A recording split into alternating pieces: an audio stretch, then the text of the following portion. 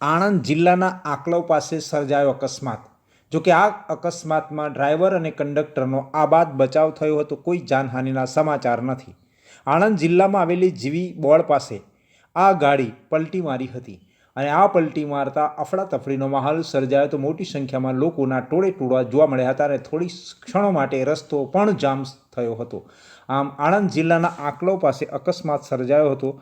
જોકે મોટી જાનહાનિ ટળતા તંત્રએ રાહતનો દમ લીધો હતો।